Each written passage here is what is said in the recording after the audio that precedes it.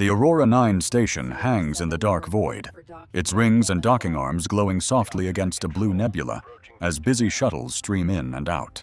Inside, the central corridor of Aurora 9 stretches out with gleaming metal floors, multilingual signs, and streams of multi-species residents gliding along moving walkways. Velis walks along that corridor with a perfectly straight posture, cradling a glowing datapad that displays schematics of the zero-G recreation ring. Velis's slender frame, dim metallic skin, and multifaceted eyes reflect the blue glow of the interface, giving her a look that is both cool and professional. The sliding doors open, and Velis steps into a domed observation room overlooking the zero-G ring, where transparent structures float in the weightless air. Below, the zero-G recreation ring appears as a whirl of light, its play platforms, tunnels, and colorful force fields interwoven like a gigantic zero-gravity playground. Velis raises her datapad, triggering a cascade of three-dimensional safety charts that overlay the scene below, every indicator glowing a reassuring green. She takes a deep breath and smiles confidently as the simulations show the probability of serious accidents for adults is almost zero. None of those charts mention human children, and Velis does not notice that gap in her moment of triumph. A second door opens, and Demian enters with two diplomatic aides, his robe patterned with planetary sigils, making the observation room feel suddenly smaller. Demian praises Aurora 9 and the zero-G ring as perfect symbols of alliance cooperation, gesturing for an aide to project tourism and trade figures into the air as he speaks. When the profit graphs shift into a pale red band at the maintenance costs line, Demian lowers his voice to remind Velis that the budget cannot tolerate any more unnecessary safety layers. Velis keeps her expression calm, explaining that additional safety modules for young children are still in proposal form and can be deployed after the station has proven its financial performance. Demian nods and dismisses that item with a wave of his hand, as if erasing child-related risks from an otherwise beautiful political picture. In the control hub of the ring, clusters of sensors and projectors form the three-dimensional image of Orion, the neutral-voiced artificial intelligence overseeing every millimeter of the zero-G structure.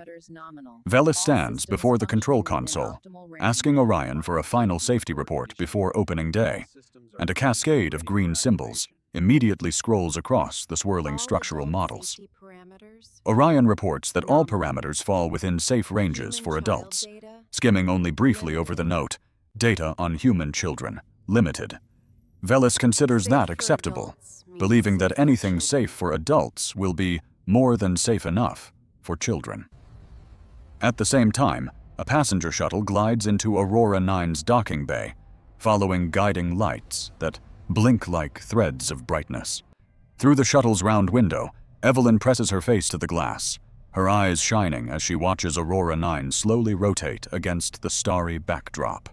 Marcus sits beside her, smiling as he explains that this is the station where civilizations bring their young to learn how to live together before signing bigger agreements. Hearing that the station has a zero-gravity playground for children of all species, Evelyn grows even more excited, imagining herself floating among alien friends. As the shuttle locks into the dock, the doors open to reveal Aurora 9's reception hall with its high ceiling, multicolored banners, and the distinct ozone scent of recycled air. Velis waits at the head of the welcoming party, her engineer's attire immaculate and her eyes clearly proud as the human delegation emerges, led by Marcus. Marcus shakes Velis's hand in the standard diplomatic greeting, while Evelyn looks around wide-eyed at the many-shaped beings, as if she has stepped into a giant playground. As the group is led along a transparent glass corridor, Evelyn catches a glimpse of the glowing zero-G ring outside, and immediately tugs Marcus's hand to ask if she can play there. Marcus smiles hesitantly and turns to Velis for confirmation, and Velis immediately assures him that the ring has been tested as absolutely safe for all visitors. None of them know that the playground Velis proudly shows off today will soon force the entire galaxy to rewrite its definition of child safety.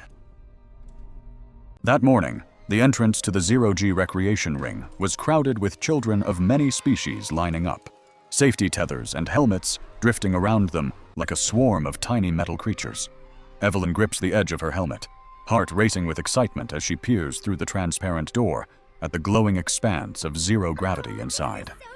An alien guide activates low gravity mode, and the children begin to lift off the floor, giggling as their bodies suddenly feel weightless. From the observation room above, Marcus stands behind the viewing pane, arms folded, watching with a smile tempered by a hint of worry for Evelyn. Beside Marcus, Velis explains the safety force fields and magnetic cushioning zones, her voice full of pride as she points at the hovering schematics. Marcus nods, yet his eyes never leave the tiny figure of Evelyn as she slowly spins once in midair. In the control center, Ralvar leans over the circular console, eyes flicking across dense biometrics charts, filling the displays. A yellow icon flashes next to the line, "Human Minor Evelyn," warning that calibration data for human children is being extrapolated from adult models. Ralvar frowns, expands the warning panel, and sends a confirmation request to the station management system, asking if game intensity should be reduced for the human children group. The system replies with a cold line of text. Risk within acceptable parameters. Detailed review scheduled after trial session. Ralvar sighs, tags the warning as low priority per protocol, then returns to the main screen, telling himself that Velis surely accounted for all necessary differences. Inside the zero-G ring, the children drift in groups along circular corridors where softly glowing surfaces guide them like bands of starlight. Evelyn pushes gently off the wall, popping higher and letting out an amazed laugh as her body spins slowly in the open space. A jelly-like glowing alien child swims around Evelyn, leaving trails of light behind it like fireworks in zero gravity. Orion appears on a small screen near a doorway, using a neutral voice to remind the children to follow the green safety trail in the upstream flow game. Evelyn and her group cling to the green strip, using handholds to swim upstream, while a gentle force field pushes them backward. Being shorter and lighter, Evelyn is quickly pushed off the main track, drifting into an empty space between two play zones. Orion's sensors detect the deviating trajectory and immediately trigger auto-assist mode, using a light impulse to nudge Evelyn back toward the path. But Orion's algorithm uses an impulse level calibrated for adult bodies, making the shove far stronger than intended for Evelyn's small frame. Evelyn is yanked forward, her body twisting sideways as she shoots across the gap like a silent arrow through the air. She slams into the transparent panel with a sharp thud, then bounces backward, spinning, her left arm, immediately hanging at an unnatural angle.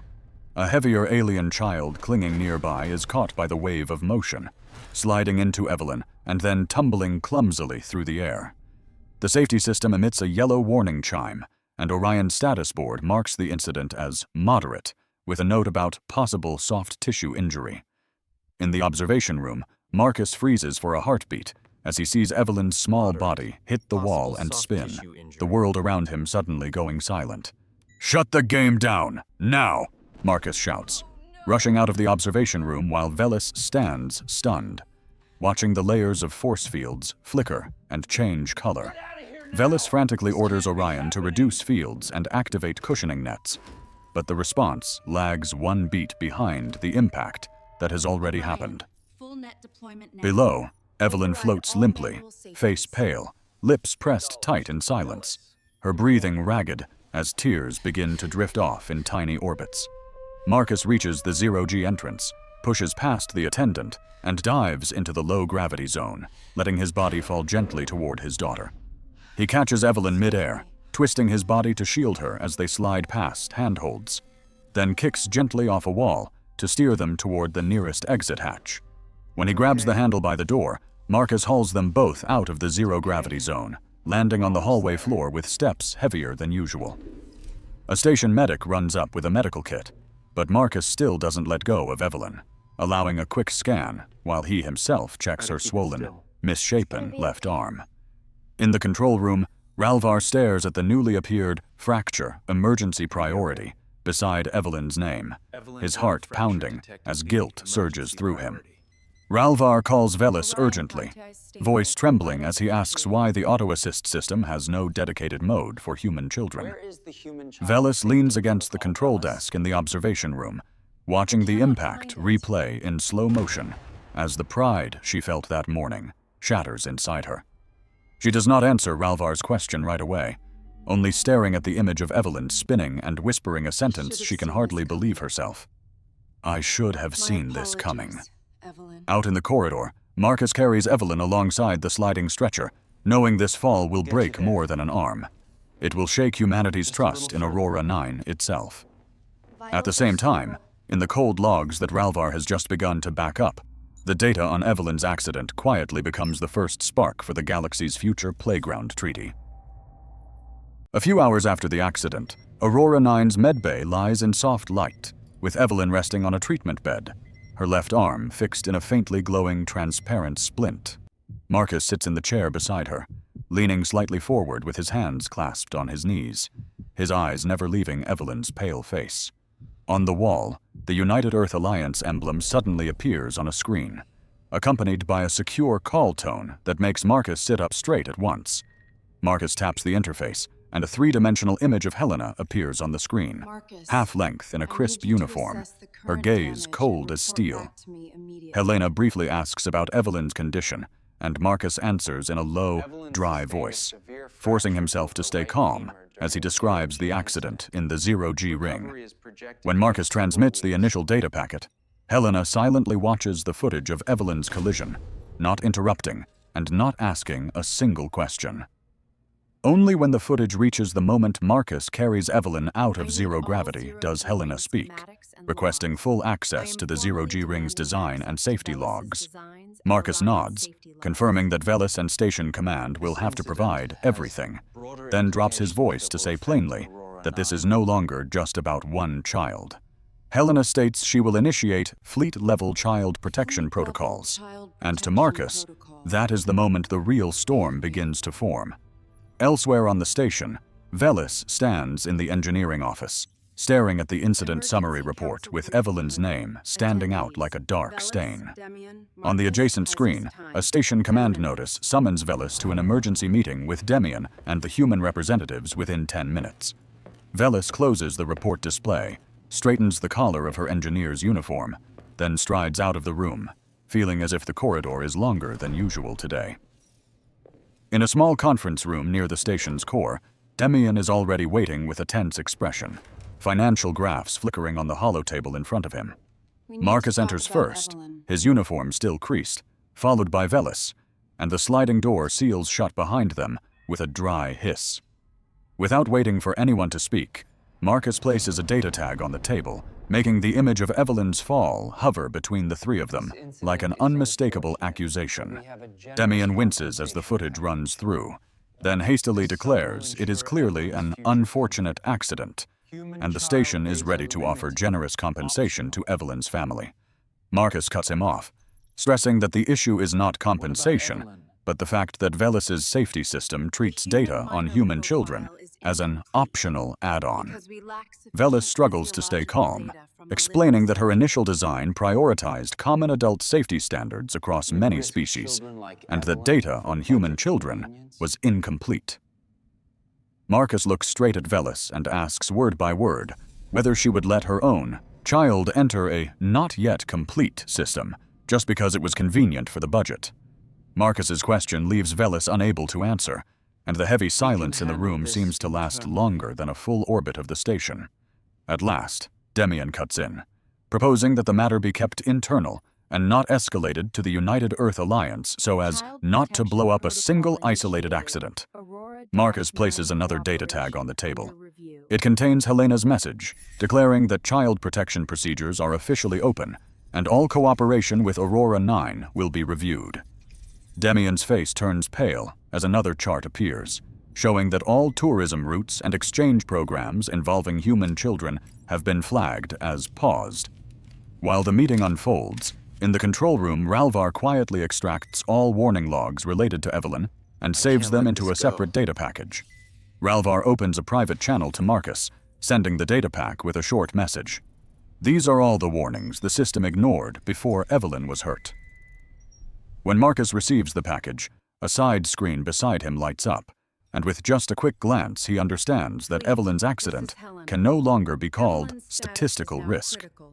After the meeting, Marcus forwards that same data to Helena, and from the distant fleet, communication channels begin lighting up one by one, like storm cells on a map.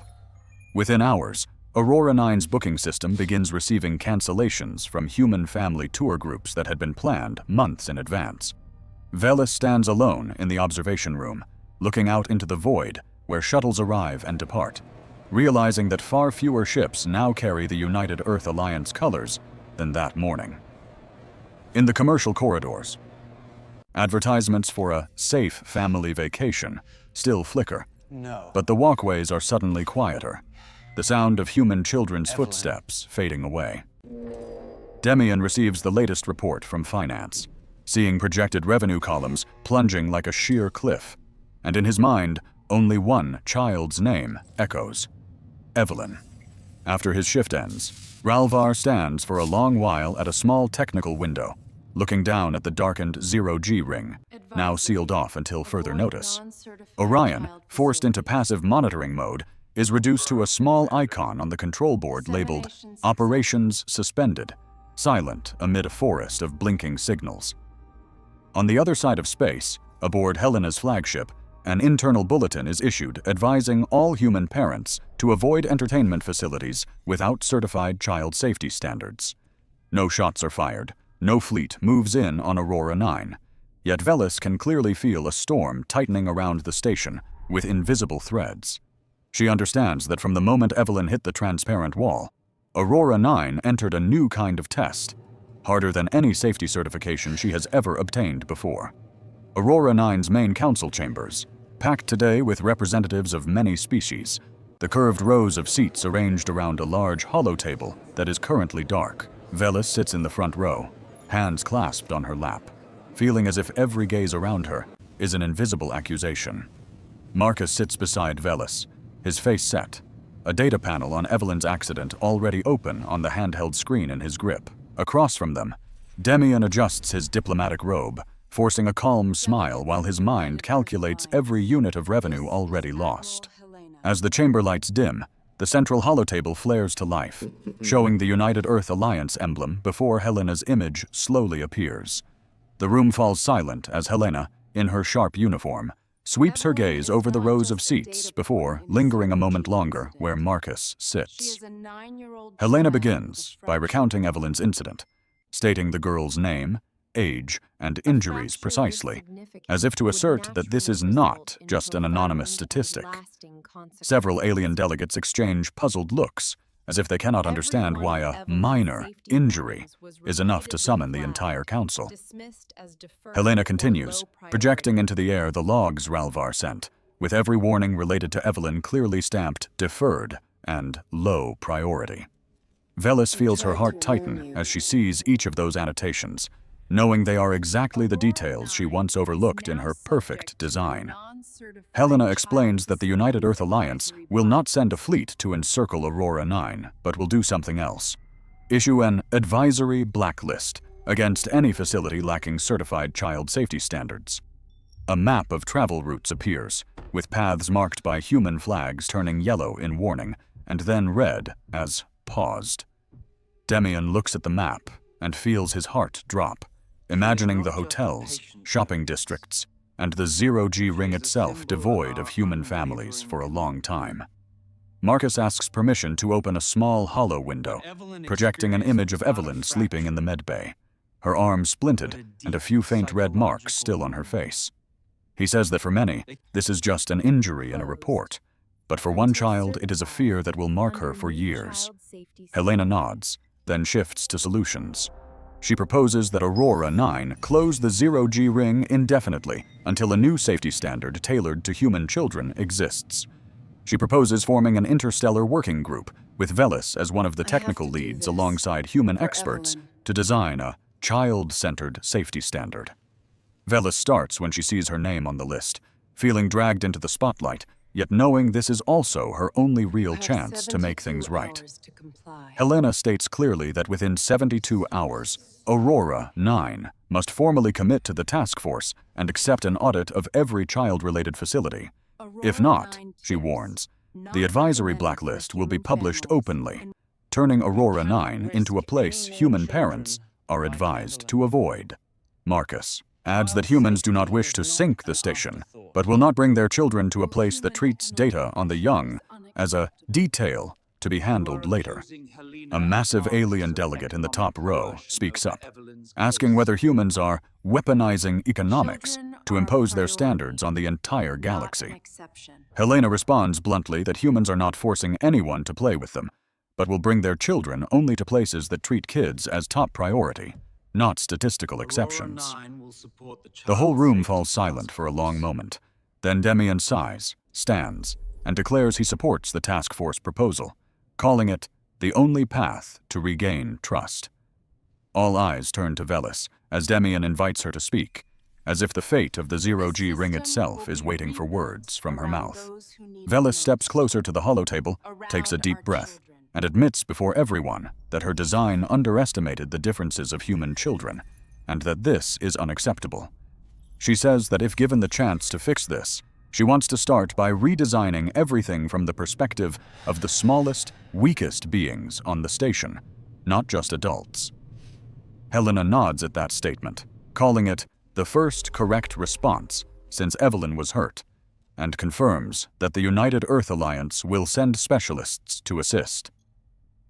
Marcus looks over at Velis, and for the first time since the accident, his eyes hold not only anger, but a cautious hope. The meeting ends as Helena repeats the 72-hour deadline. Then her image fades, leaving Aurora 9 in a silence unlike any before. The silence of a gentle ultimatum that cannot be avoided. The temporary design room on Aurora 9 is set up in a curved glass module overlooking the dark, sealed emptiness of the zero-G ring. Velis stands by the central holotable, staring at the three-dimensional model of the zero-G ring as if she is studying a magnified version of her own mistake. Beside Velis, Ralvar adjusts a tangle of cables on the console, while sneaking glances out the window at the zero-G ring, lying still like a scar on the station's body. On a distant holochannel, Helena's image appears in minimized mode beside two new human specialists, Aisha and Morgan. Aisha, the child psychologist, opens a presentation panel showing curves that mark the fear threshold and excitement threshold of human children. Morgan, the system safety engineer, overlays the zero-G model with red zones where acceleration could exceed what a child like Evelyn can tolerate. Helena reminds everyone that their mission is not just to fix the zero-G ring, but to lay the foundation for a new safety standard that will spread to other stations for years to come. Velis swallows hard, realizing that every parameter she types today may become a formula taught in technical academies for generations. The design room door slides open, and Evelyn walks in with a station medic, her arm still splinted, but her steps much steadier. Marcus follows right behind, nodding to Velis and the others before stepping back to let Evelyn approach the holotable on her own. Helena introduces Evelyn over the hololink as a small user who will help them see everything from a child's height. Evelyn looks up at the floating zero-G model and says that last time the transparent walls were too far from grown-ups when she started to be afraid. Aisha writes this down, turning the comment into a requirement. Every play zone must keep a supervisor within close visual range of a child at any position. Morgan adds a layer of simulation, displaying vision bubbles around each child position so that all blind spots are eliminated from the new design. Ralvar suggests simulating child height, shrinking the viewpoint down to Evelyn's eye level to see how the station looks to her.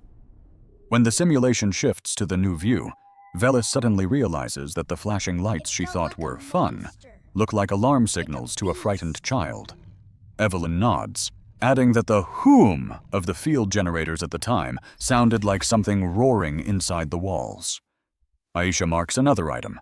Limit the volume and frequency bands of devices around play areas so they do not trigger panic responses in children.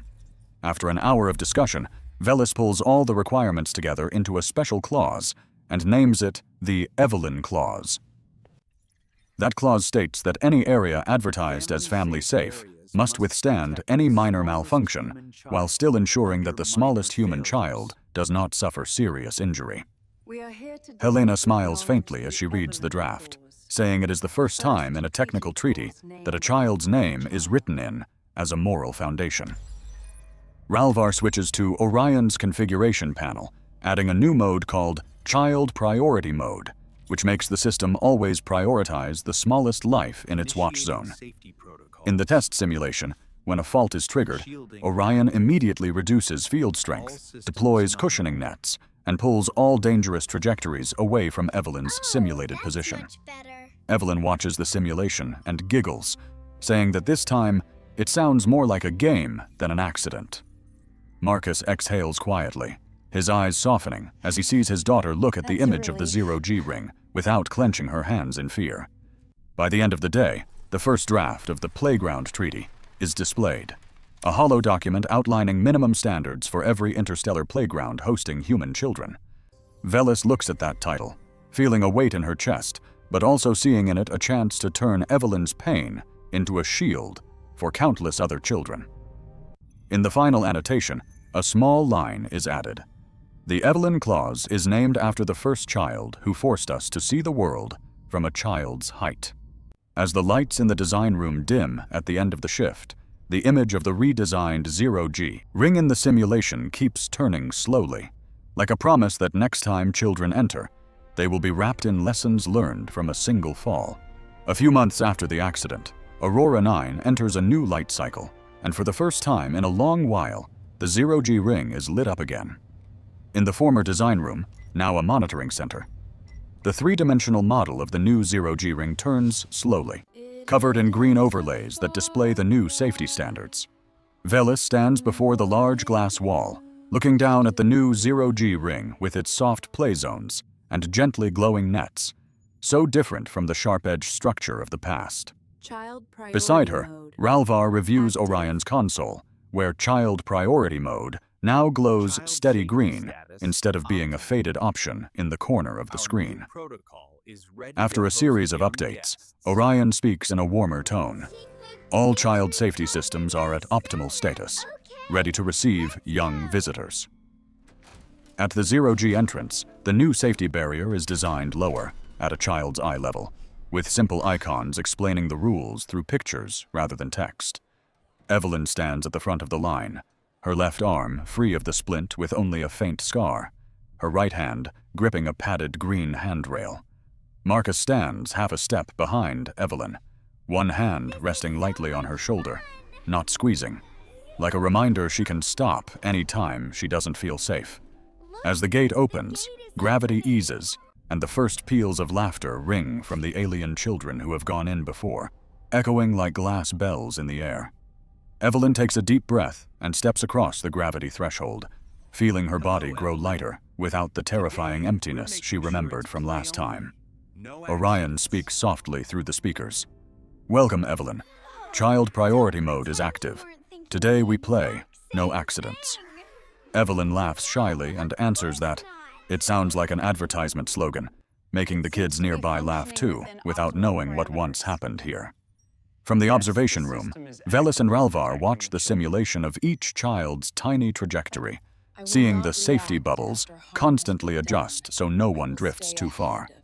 Velis whispers, barely loud enough for herself, "This time, we stay ahead of their fear, not chase after the damage."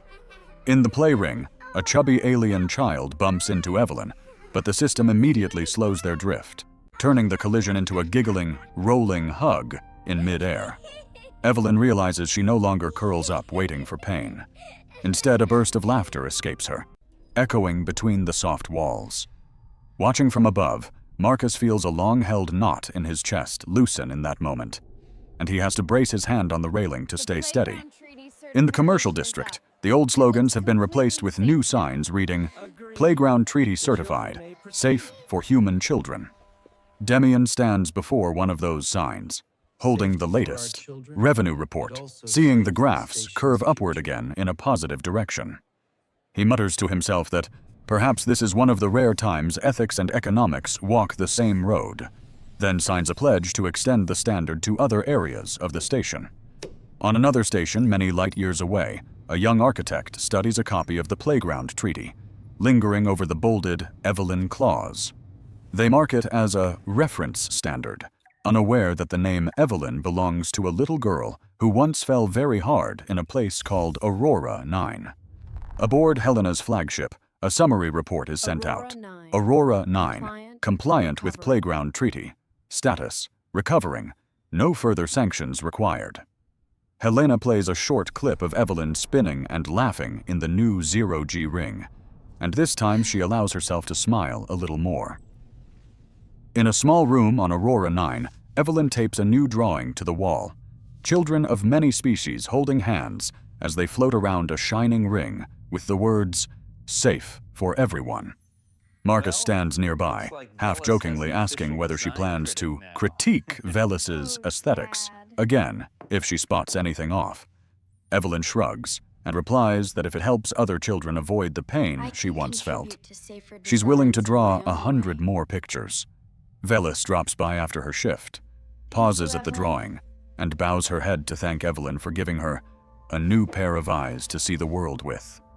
Evelyn blushes, points to the words, "Safe for everyone," and says that the rest is the adult's job.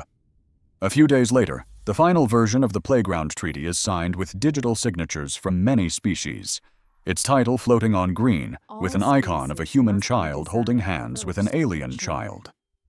In the explanatory section, the Evelyn Clause is cited as the foundational principle. Every design must begin with the weakest being who might enter it. As the final signatures are recorded, the zero-G ring on Aurora 9 continues to spin gently, full of laughter, a living proof that paperwork is more than theory. And in that gentle weightlessness, Evelyn's laughter merges with the laughter of other children, becoming a peaceful soundtrack for the new era the Playground Treaty has just begun.